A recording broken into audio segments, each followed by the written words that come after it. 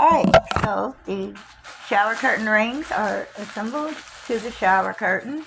So this is like a really big win-win, right? So normally Derek assembles anything that needs to be assembled, right? And I actually did this.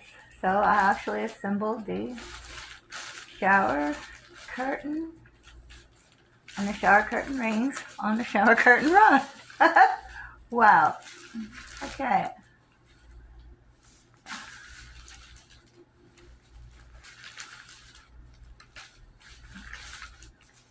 So,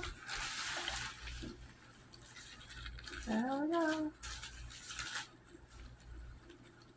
Very good. Alright. Now, I'm going to put the shower curtain in the shower.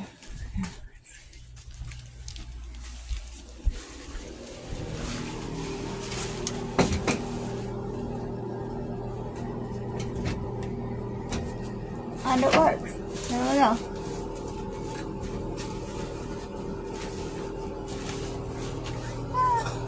we go.